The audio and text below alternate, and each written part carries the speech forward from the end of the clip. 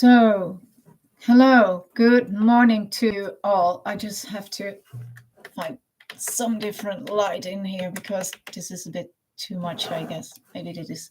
Yeah, it's better this way. I have been streaming yesterday many visions I've got from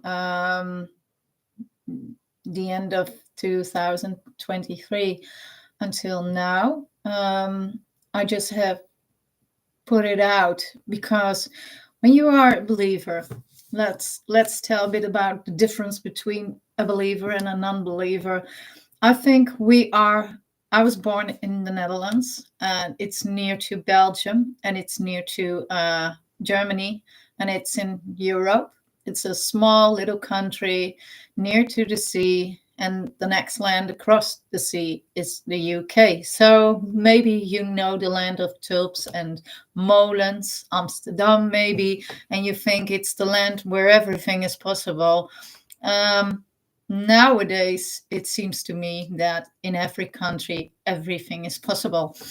But about believing, I was somebody who grew up not particularly surrounded by believers.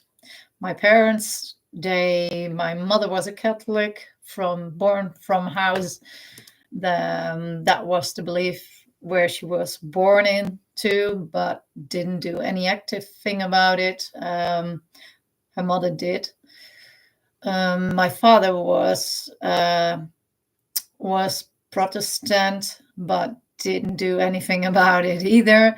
So they were inactive, and they knew the Bible for the big red story in it, the big line in it, but they just didn't know what was really in it. So the most stories, yeah, it's what we've been told when it's Christmas, when it's Easter. But if you dive deeper into the Bible, and if you dive into what is said about the Hebrew Bible, and then you start to recognize that our year starts in January, and it shouldn't, because the new year, from God's point of view, it's not January. We have to start it in April. And we don't have the good Sabbath day for us. In Europe, Sunday is rest day. In Holland, it is. Not everyone does nothing on that day. There are people, of course, who are working in shops and to keep the shops open on a Sunday, people who do stuff. So it's not like Sunday is a lazy day for everybody or a Sabbath day to everybody. But in the Hebrew world, Saturday is the right Sabbath day. So, and even the naming of the week, the Monday, Tuesday stuff, these are not the good words. These are not the good days, names for the days. So we are used to calling stuff, but it's not accurate. And if you start to research that, you will find that there's so much more to tell about the Bible. And in fact, it is living. It's not history. It is a prophesied stuff, what has come to life already. But there's a piece in it, and it's the last part of the Bible, which should be becoming true if we believe in it. So I must say the Bible is full of prophecies. There are a lot of prophecies done by God, and they mostly were giving in visions to the apostles, to the disciples, and they had to put it in the Bible. They had to write it, or they did written it down in some letters to other believers. And so we have here the Bible with a lot of prophecies. But there are some stuff that is not happening yet, and it's in there. It has to happen. So if all these other things for 90% did happen. So what's going to happen with this lasting 10% of it? We just we have to assume as believer that this is coming to be true. This will be coming true, and it's a scary thing because the last chapter of the Bible, Daniel, in the book of Daniel, he got the visions about it, which were really scary. And the last chapter, God is telling that there is going to be a really bad time for for humans on Earth who are not believing, or the people who are lukewarm, as they say in English. Lukewarm is in Dutch lauw.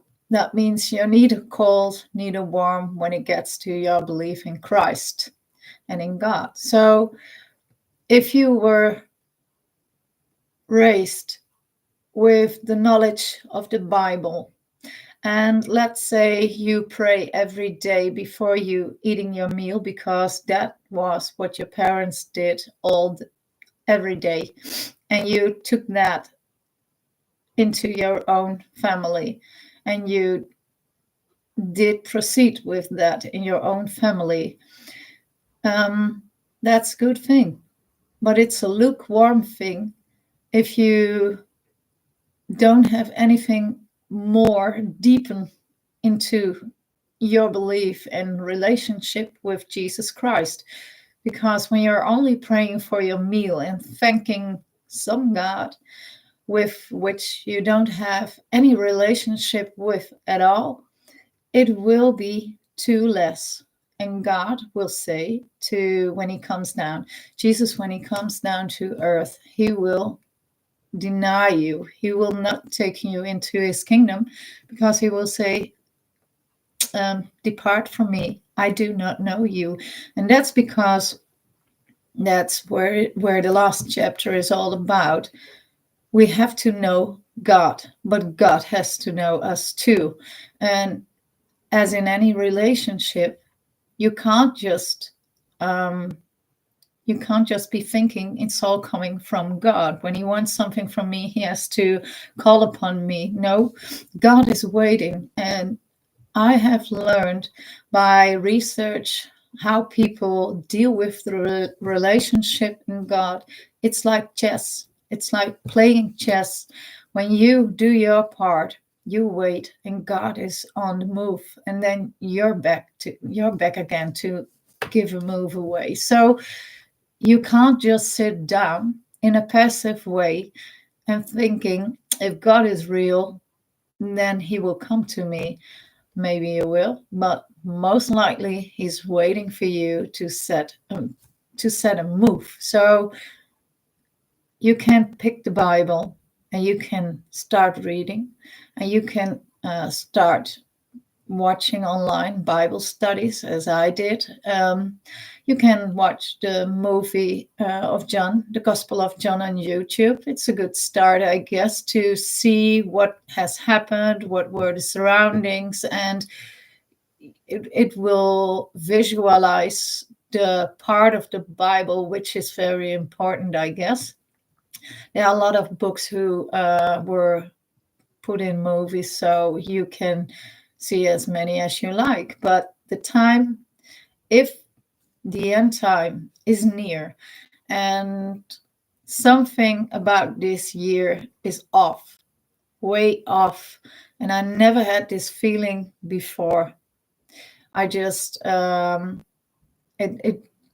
it was January this year that a strange kind of peace became part of me, and it's still there. So I think this is going to be a very special year. So I am fully alert from January already. And it's that state I'm in. It's like a gut feeling that, there's going to happen something really horrendous or holy.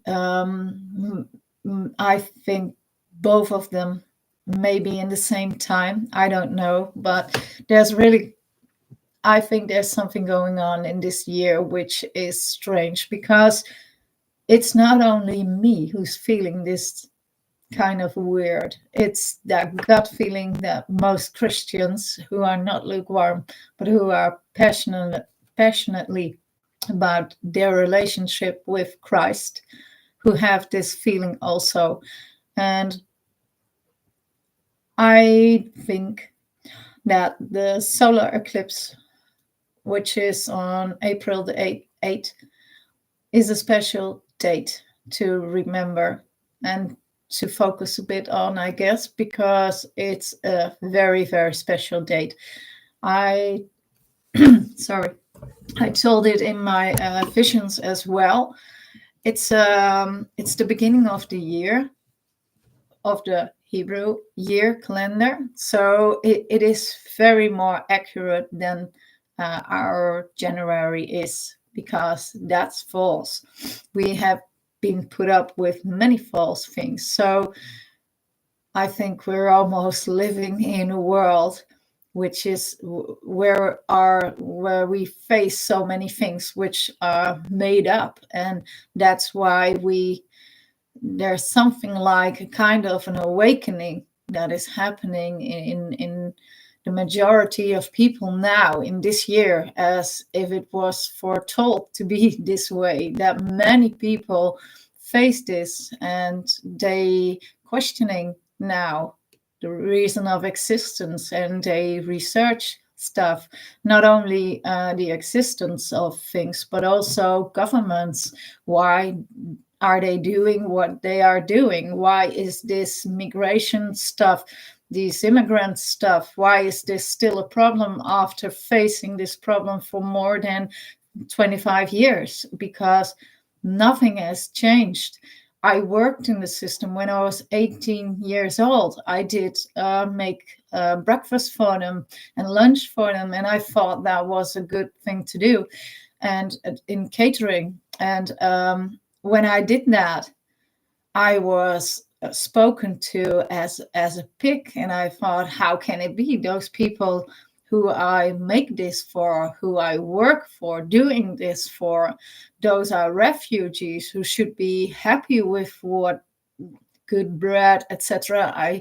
I serve them, and I got a lot of backlash, and I got threatened by people who came from Russia as refugees, and I was almost raped, I guess, one evening, and gladly I felt it in my gut that something was going to happen there that night, and I called on security, and I had audio with me so I could contact them with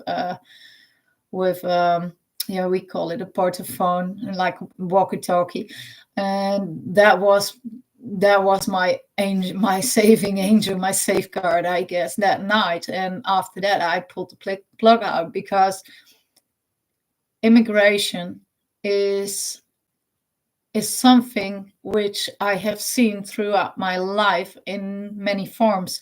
So I worked with making them breakfast and serving them breakfast, and they were not thankful. I remember once I was responsible for making the bread, etc. And at one point there were so many coming in, and we weren't prepared for that. So I got to my parents' house, because they had a fridge, and it was full of bread. So I took that and I said, I need it for my work. And my parents said, it's okay, so take it with you. And it was good bread from the bakery. So I made it ready so they could eat at night. Those were people who weren't coming in the morning, so they came in at night, and the bread wasn't even arrived then, and it was all we hadn't any leftovers. So I arranged that for them by getting the bread from out of my parents' home. And as I prepared them some food, they denied the food, and they said to me it was pig food for the pigs. And I said to them, no, we eat this mostly all of the time. It's not food for animals or something like that. So I thought it was a cultural thing. But now I'm almost 50, and these problems I'd faced when those immigrants came into our country. I was living 2 kilometers, a bit less than 2 miles, from the border of Germany. And when I was 11 years old, they closed down, they opened up the border. And I was thinking to myself, how stupid must you be to open up all borders in Europe that no one is controlling anyway, how people come in and what they are carrying with them. So you have no control whatsoever. I was 11 years old as I said it out loud, how stupid it was to open up all those borders, because our border was in a little place. It was a bit as a secret border. If you wanted to get weapons in the land, well, our border was a little one, bit of a secret little place, a little town, a bit of farmland, and not much to do. So it was silent, not many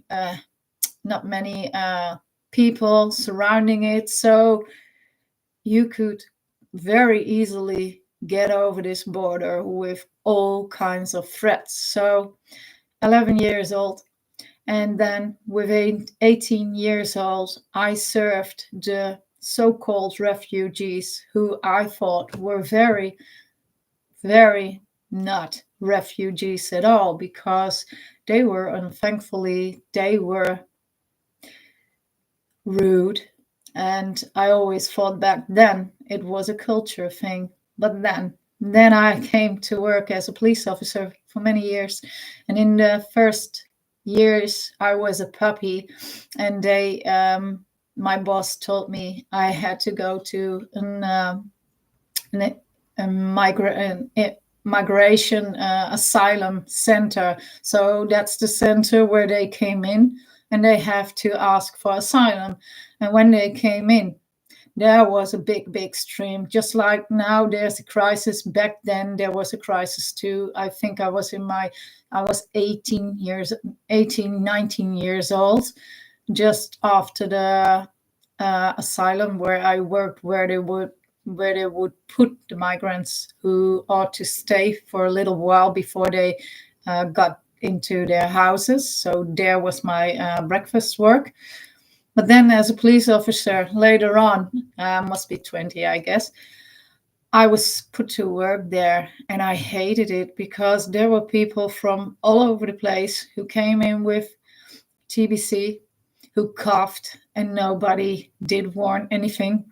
They came in with 2,500 people every week, Afghanistan mostly. Back then, there was a real stream of migrants, and I saw many families, but most of them had no passports on them, had no identification on them. So you had to check where they were coming from. And that was the first communication I did with them, together with another officer. And then we would see where they were coming from. And of course, we used all kind of people around it to form a team. And there were many officers behind this system. But in this first talk we had, investigation with them, there were so many people who just came from Germany and were thrown out because Germany had said to them, you are not a refugee, you are safe to go home, and you have to leave the country. And what happened next was they came to the country next door, and that was Germany, Holland. That was our country. So we saw children who were of the age 4 as homeland, Afghanistan.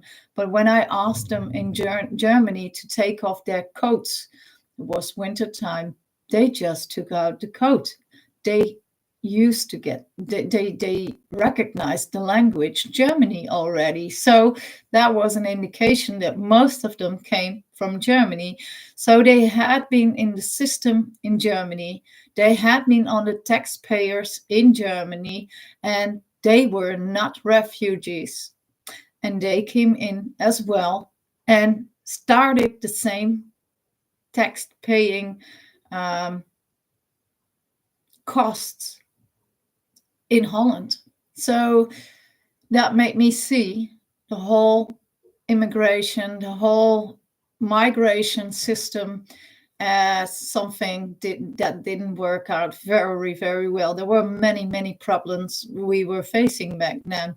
And I didn't understand when I took in refugees, people who were safe, found to be safe enough to go home, back to their own country as well. When I checked them in the system, in the first steps, you had to make a quick check, and it's done by fingerprints. And there were many who would roll out of the computer as crime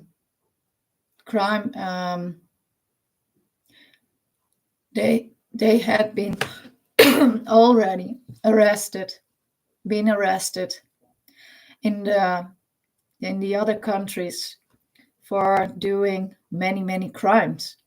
And the first thing I thought, that they would get the guy in this particular example and take him out of Holland and put him on a plane back to his own country, because this was a crime offender, and not a very nice one, because all what he had been done was with women and abuse. So he was dangerous to me. He came from Congo.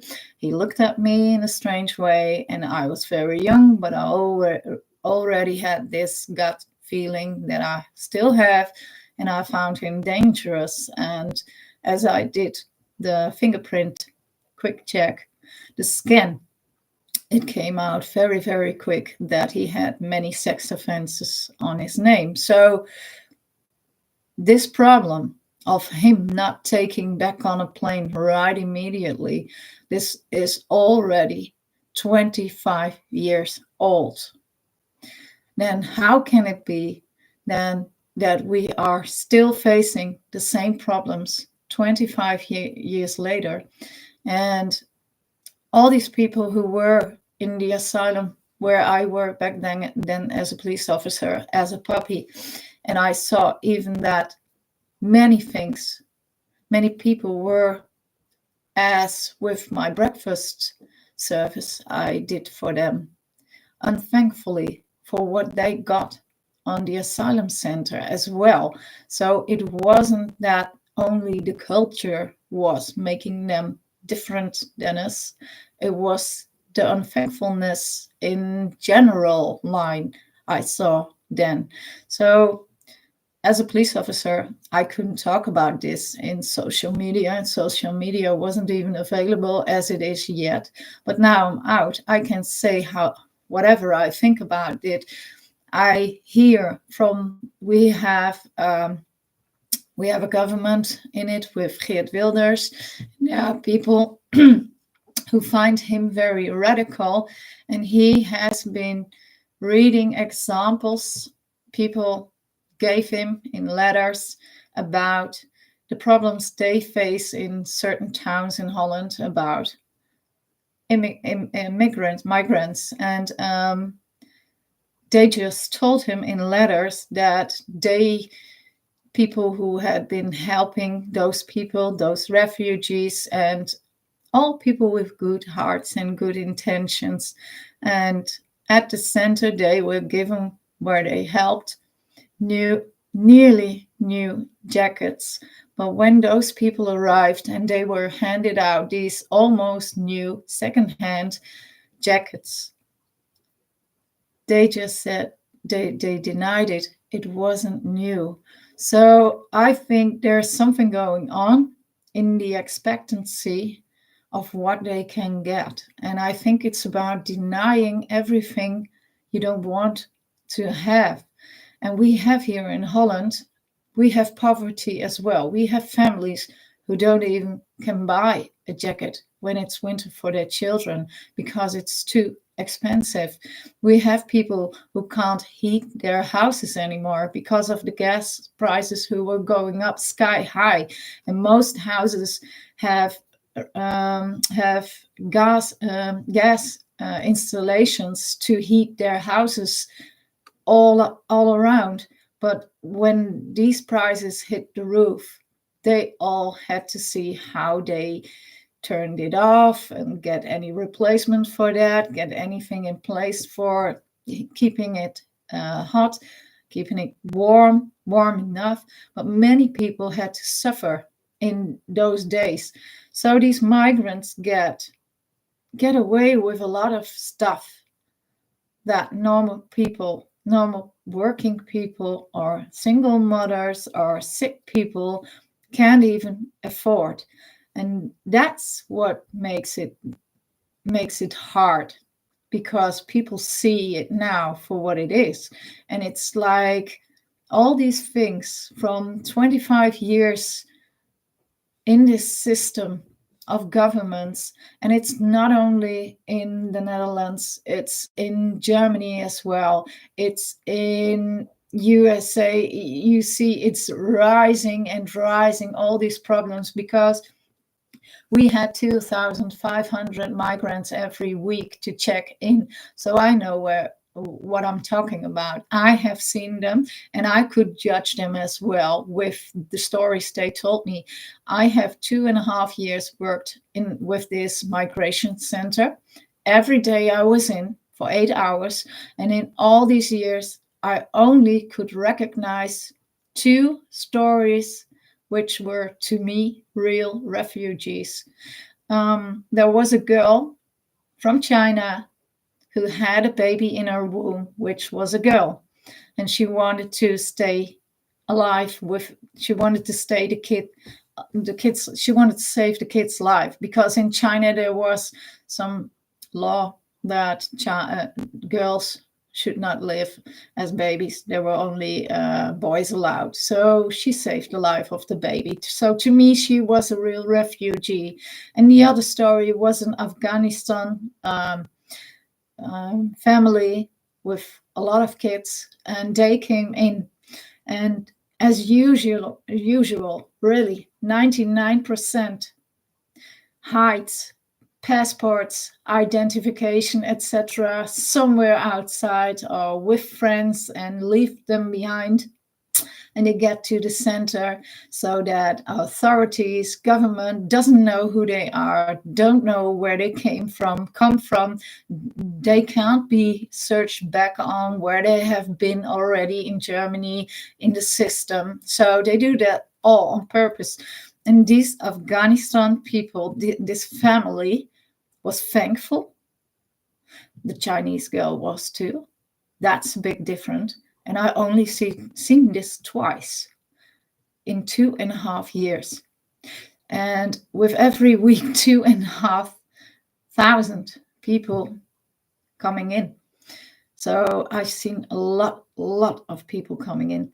These 2 people, the family had with them a newspaper from Afghanistan, and they were threatened, and you could read it out of there. So we had someone who translated it, an Afghanistan man, and yes, what they were definitely threatened by what they had with them in the documents. So 2 cases in 2.5 years from people I have seen and I've taken in at an asylum center, which I should refer as refugees. And if I'm seeing these migrants coming into the USA and coming from the borders, and it's not Mexicans, these are people who coming around from everywhere. And it's all part of the plan. It's disruption. This is a plan which is beyond 25 years going on. Because if you want to solve a problem, let's talk about poverty. How long do we face around the world places who are known for poverty? We can invent so much that AI is going to overrule us very, very soon, if not tomorrow. And we don't have any intelligence to seek out how we can get to the bottom of the problem in Africa of poverty. No, they could have been rich. They have millions in the ground. They have natural resources, but who is getting them out of the bottom of the earth? They are digging and they are working, and the money is going to other people. And those people will always be the people that will be rich in this world. And the people who are digging and who are trying to survive are always going to be the slaves in this world. And when you see all around the world all these problems, which doesn't make sense to me anymore because I've seen them for far too many years. And if you care about the environment, let's say, cars already been driving on water. So water as a natural resource, as a simple resource, as a durable environmental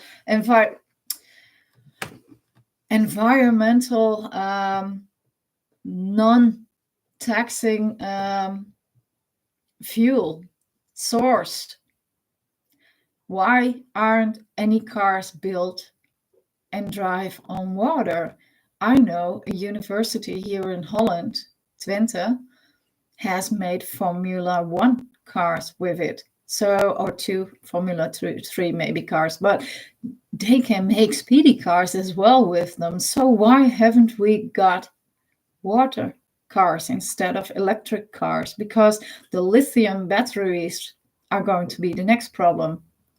Is that not to be solved now, or is that a problem for the next generation? Because I don't think the next generation has any chances by seeing this world running towards a cliff. And I say this many, many times to people. We are heading down very, very hard. So if you're thinking all about these problems who are existing already so many years, how come this has never been solved? And there's only one answer for me now. Reading the Bible, there are good people and there are evil people. And this will never mix. And in this world, mostly the evil people have the money. And there's your answer. So we made a big circle around it, but that's the answer, how this world will never be fixed. This world can only be fixed when God comes again. And he will certain out the balance in a good way. Mostly the rich people only care about getting richer. They would walk along a homeless guy who has a sign up that he's hungry. He would not pay any attention to him. He would run past him, never look at him. And then there is somebody who has got $5 in the week in the pocket, and that person will be the one to feed the homeless one. And that is what we see in small, but what we also see in the bigger picture happening in this world. The good people care. And the evil people, they care, but they care only about themselves, and they only care about the money. And that is what God will judge them for. So back to the road, the main road again. There is going to come a judgment. Anybody can see how this world is accelerating towards this cliff. We are running. We are running upon this on this cliff to the end, nearly to the end, and we will all fall down very soon. And there is only one savior. And we can all think that Trump is going to end this problem. And we can think that Biden is a crazy old man. And but it's not going to help us. It's not going to help us if we don't have God on our side. God was taken out of this world. And by taking out God from this world, it's like taking good out of this world. And that's why we are in the end time. The dark knows their time is up very, very soon, and Jesus is going to reckoning the good and the evil, and he's going to balance it in a good way again. But before he does, he will release the bad unto this world, because it's written in the Bible, and every prophecy has been true. So we see it already. We who believe in the Bible, we feel that there's a spiritual battle, and we see it in all kinds of stuff. We see it in the gender transition stuff, which is stuffed into our brains. We have to see it all the time. It's always in front of our faces, even if we don't ask for it. Our children are being confronted with it without even asking the parents if we want to or not.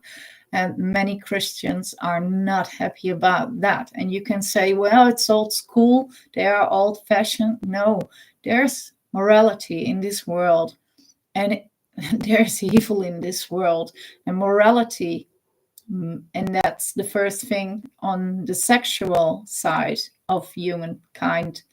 That is where evil is sitting in right now, very, very deeply. And it's shaping this world in a negative way.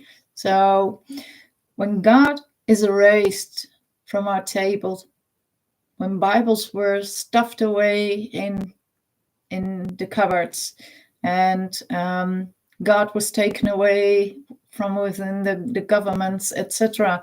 If you see DC, Washington from the inside, I know that I saw that before Trump was going in, there were a lot of symbolic stuff inside DC, Washington, what I saw with a Christmas video. That was not God's symbolic things. That were all pagan stuff was in it. So I can't deny that I think that America is run by pagan government, and that is why it's going all this way down right now. And I think we have to pray. That's the only thing we can do. We have to pray. And people, if you don't believe right now, there is not a human battle going on. There's a battle going on beyond our imagination. There's a spiritual war going on in the heavens right now, and it's going to be worse. If you think we can go back to the time before where it was normal again, no, we can't. This world is ending. It's never going to be the same again, because God will come and there's a judgment day. And you see that because God had prophesied in the last part in Revelation that in the end times, old men will dreams and young men will get visions. And worldwide, I've seen these visions and dreams. I have followed them every time I looked them up, and I saw the the most intriguing dreams of tribulation, of rapture. If you don't know what it is, please research it. God's message is changing very, very fast, in a fast way. First, it was people, please. Things are not what they seem to be, and it will be getting dark before I will return to save you. Now it is. The message in the middle was, okay, people, do not fear, because I am standing with you, and in the end, it will only get better, and I am in control of everything you see. Now the message is, okay, people, the time is up. I'm getting my army ready, and I'm coming. So repent and be prepared. And if you follow the rapture and the tribulation dreams every day, and I do generally, I just want to see where we are at. And you can ask me, why do you believe what people say? Because the Bible says that God will give us his message by prophets, by visions, and by dreams. And all these people, they were urged by God to put them out there so that we know where we are at now. And we are in the season. No one is doubting that anymore. And please, if you don't know the Bible, just look at some. If you don't like to read, just watch videos who are about Revelation and the book of Daniel, people who talk about the end time, people who can tell you things, and you will learn a lot. And maybe you will feel for the first time in your life that you are coming to understand this world more clearly than ever. It opened my eyes that I can't heal the world. I was always trying to get some way to make it better and to have impact in some way, and I couldn't reach that. And knowing that I couldn't reach that because I had no money. So if you are a billionaire, I would do the greatest things with them. But sadly enough, I didn't have them. And with the less money I had, I couldn't do one good thing. So, for example, that would really turn the world around. So that would frustrate me in these times very, very much. But now I know how it is played in this world, that it's the elite, it's the leaders, it's the governments, and they are not going to change because there are other powers we don't see are at hand. Principalities, they are called.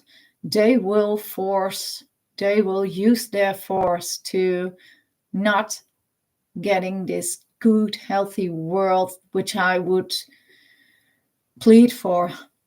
We are not going to see this because they are in this world. And if you ask me why does God, all the non-believers would ask all the time, why does God throw people in hell? He doesn't. He doesn't. You have to make a choice. It's your life and you are choosing.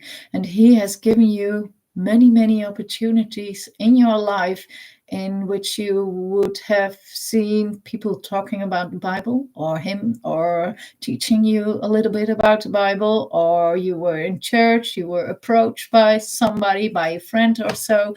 So he would have given you signs and possibilities all the way, but you didn't took them. And what he also says is that you have a will of your own, and he would never disrespect that. So if you block God out of your possibilities, he's not there, and it's made up, it's like a comic book or so. If you do that, he won't encounter you. So you have to break off those shields which are given to you by principalities and other powers, That's what they do. Because if you don't believe there's a devil in this world, that's already a winning point for them, because then you are blinded and you have eyes, but you do not see with them. So I would say, please do your homework, research it. It makes people often think they're not of this world, and that's because you have to find God, I guess, and that will fulfill you, and that will give you peace. Peace, which you will not find in witchcraft, which you will not find in the yoga. Yoga is bowing to, if you research yoga, it is pagan.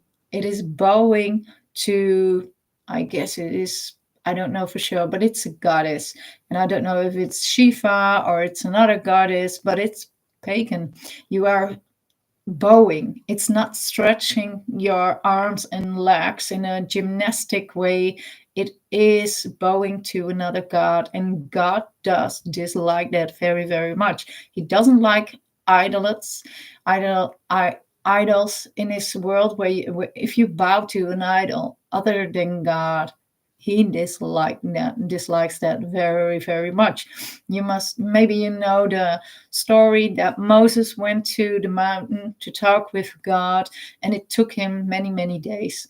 And the people down the mountain, they were waiting for him, and they were tired of waiting. So they took all jewelry and they melted it down and they made a golden calf. And they did as the golden calf, they pretended the golden calf was a god. And God killed them all who believed in that. So they made him really, really upset. So the God now is no different than the God back then. And yes, he still exists and he's graceful. And if you do something wrong and did something wrong, repent and ask for forgiveness. And if you repent and if you ask God for mercy and grace, and you put God in your heart and Jesus, you will find this all out on online. I don't teach you this here, so I just want to tell you there is an end time coming, and I know many people will feel this in their guts, in their heart. There is something definitely off this year, because I have so many days in which I think it couldn't go any worse. And the next day, I see yesterday that in Haiti, there is a government coup, and there was a man cannibalism, and there was a video of it right in front of our faces, and it's so weird. We had Maui, we had Haiti, we had the other Texas. We had the meat farms who were burning down as if they were bombed. We had chicken farms who were bombed. We have in the USA meat coming in on ships from faraway countries. How come must there be meat coming in when USA has farms of their own? And at the same time, they are burning down. There's no coincidence in that. So it's like they want us to eat bugs instead of meat. It's like they want to get rid of all the farmers. Like in Holland, the USA is going to attack as well. The farmers are already attacked, but it's a bit different in your country, and it's a different law, of course. So you can explode one farm after another and get the beefs roasted in another way, I guess. So there are definitely strange things are going on, and I don't care calling them out. It's some kind of agenda which is darker than dark, and that are the forces who are behind it. And this is not human anymore. What is going on is destroying many, many lives. And you saw it with the Capitol Hill, the people who stormed it, who were imprisoned like they were rapers. It was bizarre, bizarre. And we have,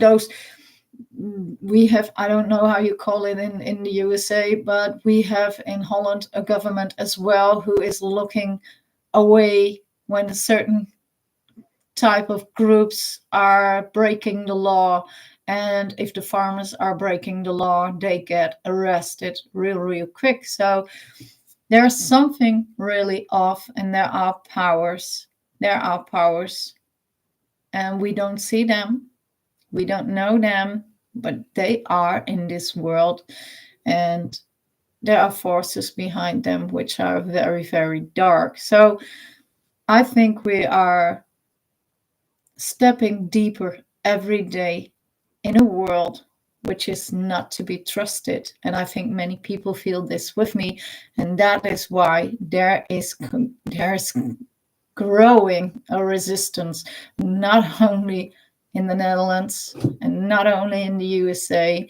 The whole world is coming to the point in which we say, the people say, this isn't right anymore. We have a chosen politician, Geert Wilders, and he had things to get done, and all the others denied him. So we're at a point that no real stuff can be done. So who is paying the price? The civilians, the normal people. The tax-paying people are always the victims from their place. And I don't know what their play is going to be in future, but I think people have had enough of it, and the lying and the deceiving, and I don't remember anymore. I don't recall it anymore. The Mark Rutte play, and people who are going to EU in Brussels, the EU in Brussels, and they are all getting this law thrown out by them. Laws we don't even like, and we don't even want to go through any government, and we don't want them to be put in our own law. It's just crazy. I saw Jordan Peterson.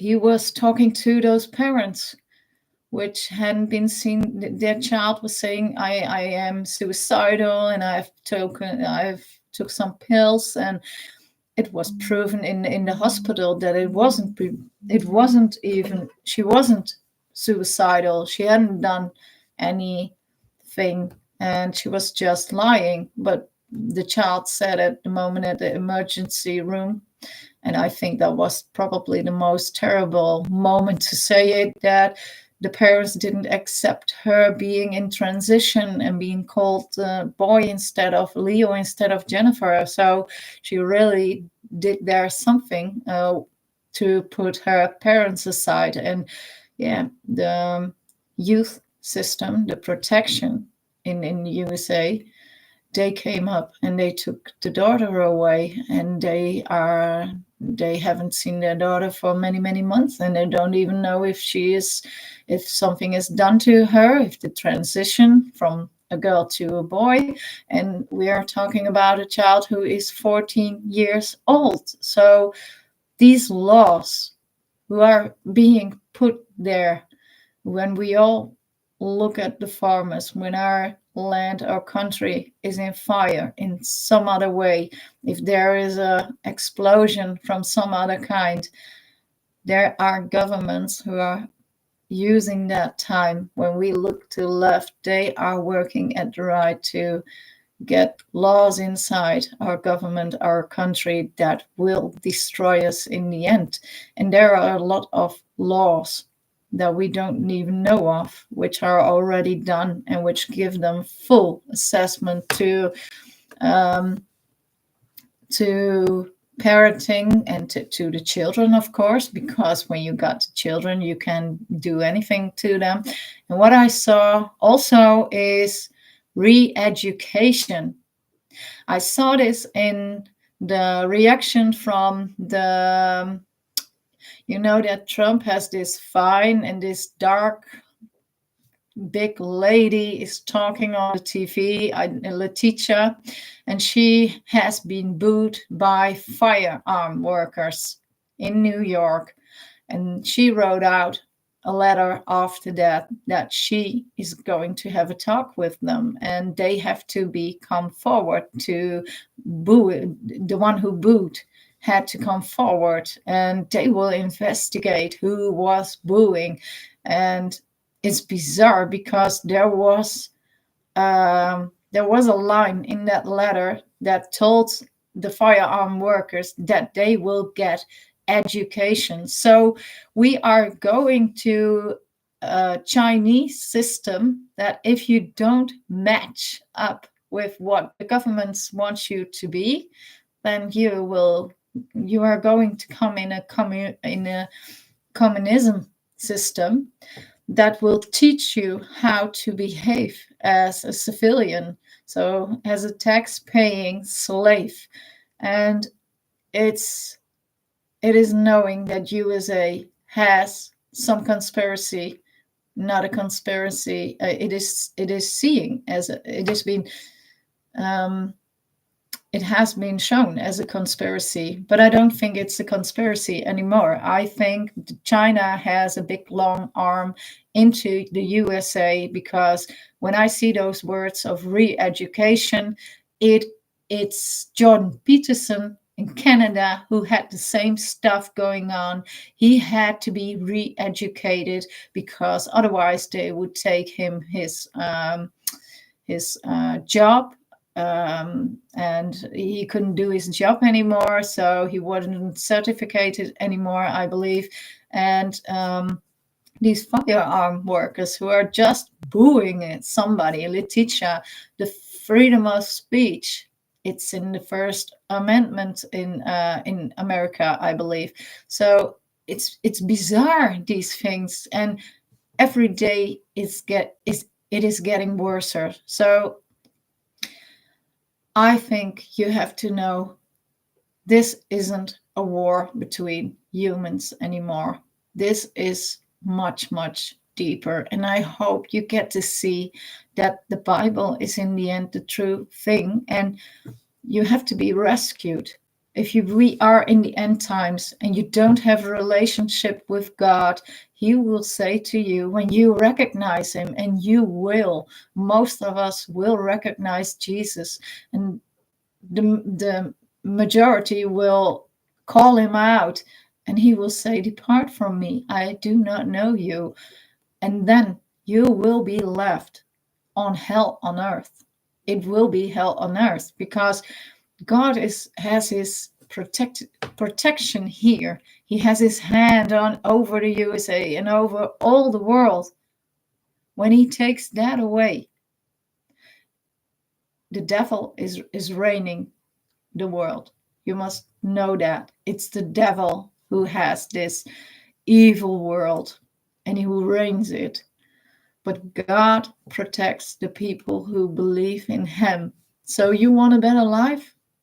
You want to be protected in any way? Please call on God and don't block yourself.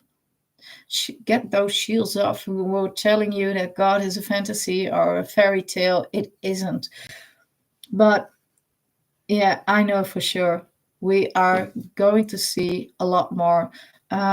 Miami was a strange thing too. So all those years, they lied about stuff, they kept it secret, and there was so much more they had been exploring there in Area 52, 51.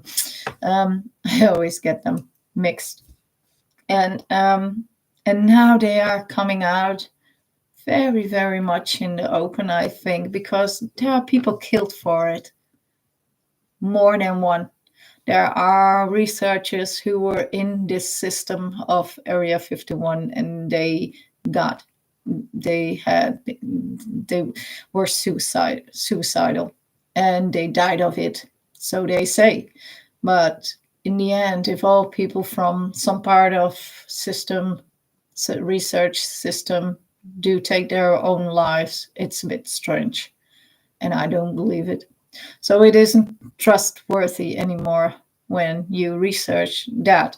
So and there are now they are telling that this is so long been going on, and all those people who were scoffed by government or other people, and all those people who were told you are brain sick and you need to be imprisoned in a mentally institution or something. It's just so off. But it's going to be, I think it's going to be worse. Every day we are getting deeper and deeper and deeper. And the only thing that will keep me in peace and peace of mind is that I know that in the end, it is God who controls every step of what we see. But it's God too, who never forgets and knows every hair on our heads. I think if I ask him, he knows how many hair I've got on my head. He knows everything about me. And so he knows everything about them. And the evil, he will be judging them as well. And we have that bottomless pit. And that's their end. And we know that the principalities who are on this world, they feel that the bottomless pit is in reach, in sight. And it's intensifying. And everyone is experiencing this. And the acceleration is proof of it, I guess. So I hope this was something to open your eyes, to think about yourself, to do some research.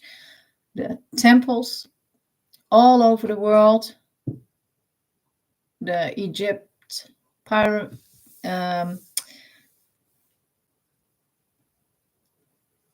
the pyramids in Egypt.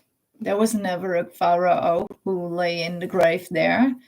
These were all kind of buildings. Tesla thought it was something to produce electricity, free electricity by using some kind of crystal in the inside, in chambers, and with copper as a metal to accelerate or something. So, and there we are having all those temples from years back, and we can't even build them now.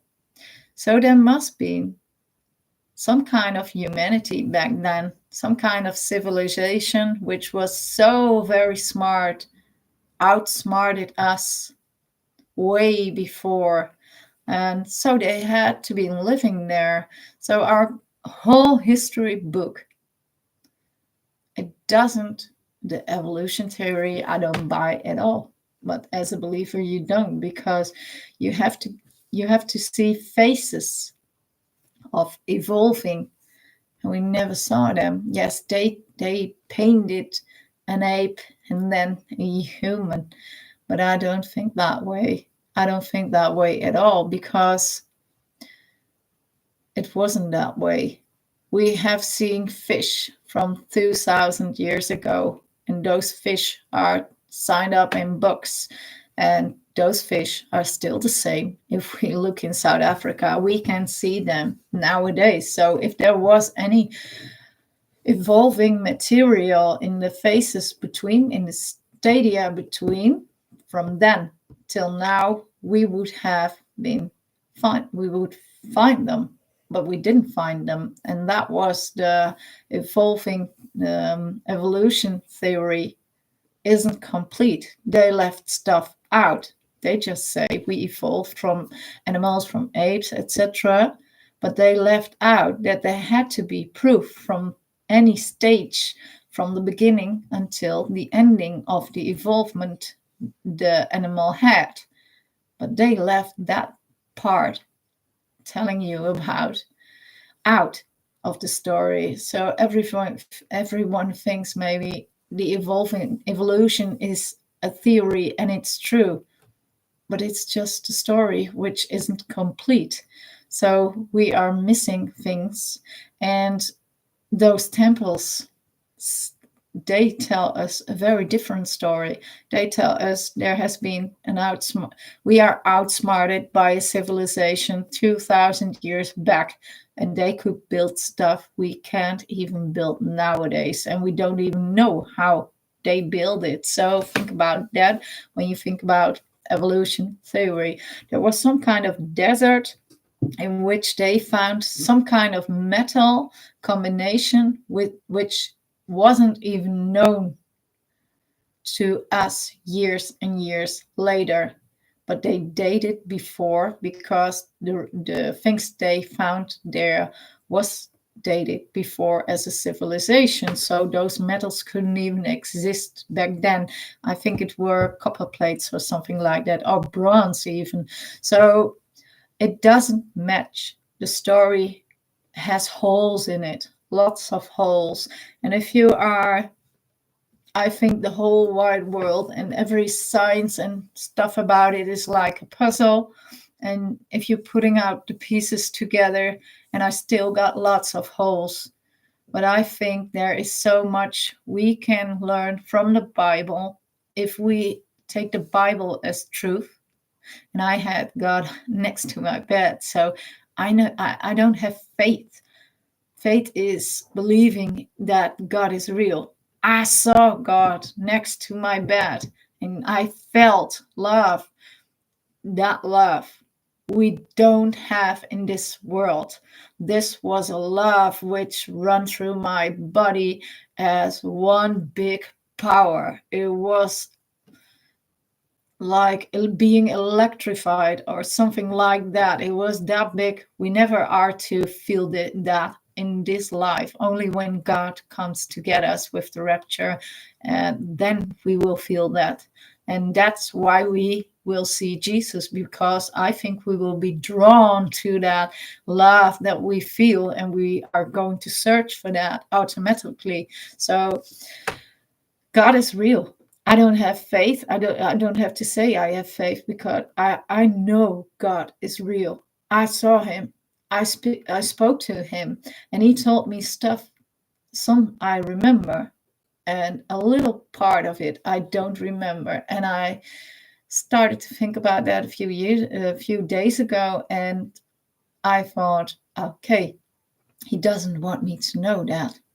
It is going to have some kind of purpose in those days, in the coming days, but I don't know what he told me. And I know I have laughed about it. So it would have been something funny too, but I think it was something what was about the end time he was trying to tell me, but he just erased it from my memory, and I am only to talk about it when the time is ready, maybe. So that is one thing, but I know for sure God is real.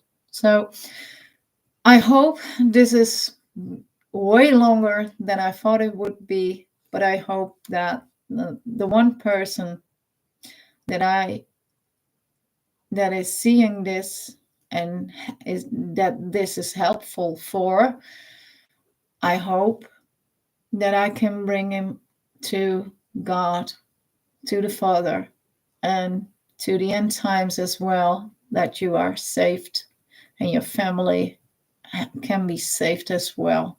So I hope that with some kind of videos I make here, that it will save people in the end, or it will awaken them in some other way. So if you like it, please subscribe and share with others if you liked it. And I hope to see you again next time. And thanks for listening this long. Thank you. And a blessing from me, of course, for all people out there.